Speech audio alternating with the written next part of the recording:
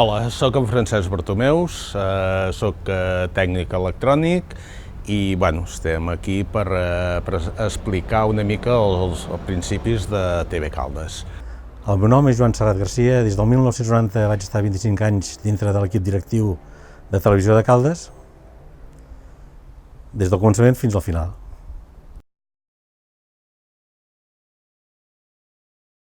Soc tècnic en electrònica, soc radioaficionat i arrel que m'agraden les emissions i la tècnica d'emissió vaig ser un dels impulsors de Ràdio Caldes i després de TV Caldes.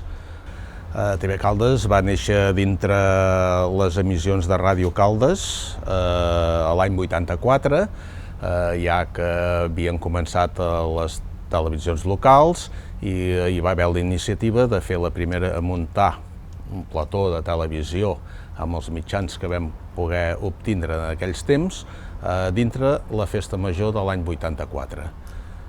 A partir d'aquí es va fer una emissió i a partir d'aquí va desaparèixer TV Caldes fins a l'any 87, que dintre una fira ramadera, agrícola i ramadera, que es feia en aquells temps, doncs també vam tornar a muntar el que era la televisió. Després també va ser esporàdica fins a l'any 1990, que allà sí que ens vam tornar a replantejar fer la televisió una mica més en sèrio. Es va buscar un local, es van muntar uns estudis i a l'octubre del 1990, l'octubre, la Festa Major, era la nostra data de fer les emissions. I vam començar a emetre regularment, primer els diumenges i després ja més endavant, a cap d'un any, o sigui, diàriament. La televisió, a partir dels anys 90, que és quan vam començar regularment a fer l'emissió, hi van haver molts programes que estaven molt bé per nosaltres. Procuràvem estar a tots els llocs, o sigui, fer el seguiment de les entitats i totes les activitats que es feien a Caldes, Festa Major, plens, bé, tot, o sigui, hi érem. I després, teníem l'avantatge que fèiem el programa i el repetíem. Després la gent podia veure, o sigui, les 24 hores podia veure el que nosaltres fèiem. Nosaltres vam crear una associació cultural i a través de l'associació cultural, anàvem a buscar publicitat, demanàvem subvencions a l'Ajuntament, i tota la gent que estàvem a TV Caldes era sense ànim de lucre, era per hobby. O sigui que crec que és com funcionen les coses. L'any 90, quan vàrem començar a fer Televisió de Caldes, doncs tota la gent que érem gent aficionada, que pràcticament ningú havia fet televisió. Aleshores em vam haver d'anar aprenent a força d'anar fent programes. Al principi, tots els que vam començar a fer televisió, i fèiem televisió amb els mitjans que nosaltres teníem propis, cadascú des de casa seva. Un perquè feia vídeos, l'altre perquè era tècnic amb electrònica i anàvem fent una mica, per lo que teníem, anàvem fent. Teníem molt clar que el pal de paller de la televisió eren els informatius, informar el que passava a Caldes.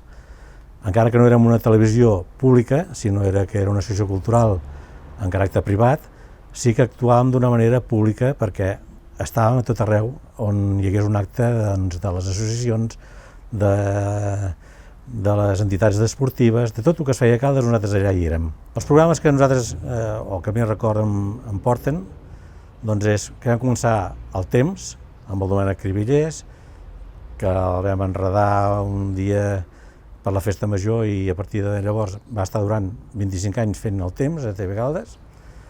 Ell en cap moment va cobrar, vull dir, d'una manera totalment altruista i a més amb un interès i amb unes ganes fora de sèrie. I després hi va vindre molta gent jove que estava estudiant, que en aquests moments estan treballant a TV3, inclús directores de cine que avui dia són famoses i d'allò, que volien fer el seu propi programa i nosaltres els facilitàvem la manera de fer-ho. Programes emblemàtics en aquells primers temps, doncs per exemple va haver-hi el Caldes Culer. Quan encara no se'n parlava del Barça per les televisions, nosaltres vam començar a fer el Caldes Culer. Hi havia programes doncs, també un que era patrocinat per l'OCIC, que el presentava el Raimundo, doncs, que ensenyàvem els diferents llocs o enclaus de Caldes doncs, que no eren, o que la gent no els tenia massa vistos, i en canvi nosaltres donàvem difusió d'on eren aquests llocs, i inclús era un concurs doncs, on sortejàvem, on sapigué la gent on era el lloc, doncs, si ho endivinàvem, doncs tenia un regal. Després vam fer un altre programa que era l'Abra Candini, que també el fèiem cada setmana, que era un programa de màgia, que hi havia el mag el Candini, doncs, que sempre ens preparava doncs, trucs bastant importants. Una vegada vam muntar 3 grues aquí a la llana, doncs, perquè ell es tenia de... Sí, aquí, a la Borda, perdona, on es tenia de deslligar amb cadenes des d'una grua. Bueno, muntàvem històries bastant importants per lo que érem. Coses que ara recordo així que van marcar bastant l'època, la primera època de TV Caldes, per exemple, va ser l'any 92, a l'època de les Olimpiades, quan el Margarit va travessar Caldes amb la torxa, que nosaltres érem allà i ho vam registrar-ho. La veritat és que va ser un dels moments més emocionants d'aquell moment. Vam arribar a agafar tal força que quan era època d'eleccions, els partits polítics doncs, els interessava molt sortir per la tele. I ja l'any 91, que van ser les primeres o les segones eleccions que nosaltres vam fer a la televisió, i vam fer uns debats polítics, vull dir, ens en vam donar compte de la importància realment del seguiment que no només tenien els polítics, sinó la gent del poble, a l'interès que tenien políticament, i més perquè en aquella època doncs, la gent hi estava bastant implicada amb els temes de Caldes i amb els polítics, no? El que sí és cert que l'audiència que tenien i l'expectativa que creàvem era brutal, era molt gran. La prova és que quan nosaltres fèiem o gravàvem els programes, fora dels estudis de televisió, no s'hi cabia de polítics i de gent que venia a veure i que volia entrar al plató a dir-los coses, i que al final vam haver de col·locar televisions fora perquè la gent veiés el que estava gravant en aquell moment, perquè realment interessava moltíssim el que estaven dient. L'any 2000, la gent que estàvem tirant endavant Televisió de Caldes ens vam fer la proposició de dir: nois, hem fet tot el que teníem de fer, no podem arribar a més, o ens plantegem professionalitzar el mitjà, o pleguem, perquè nosaltres ni econòmicament ni moralment no podíem tirar més endavant. A partir d'aquí doncs, vam contractar gent professional, tots els que venien cobraven, el que passa que estaven al 100% doncs, fent televisió. Fèiem uns informatius diaris, un informatiu diari d'un poble de 15.000 habitants. La veritat és que traiem petroli d'allà on no es podia treure, però la veritat és que cada dia nosaltres traiem un informatiu de mitja hora. El que passa que sí, com a televisió local i com el que ens pertocava, no fèiem una notícia de mig minut, sinó que fèiem notícies de 2-3 minuts, i la reacció de la gent és que la veritat és que s'ho miraven moltíssim. I després ja hi ha l'altra fase de que es comença a plantejar o de la TDT, en què volen acabar d'alguna manera amb les televisions locals, les volen fer primer que les que hi ha privades que siguin públiques,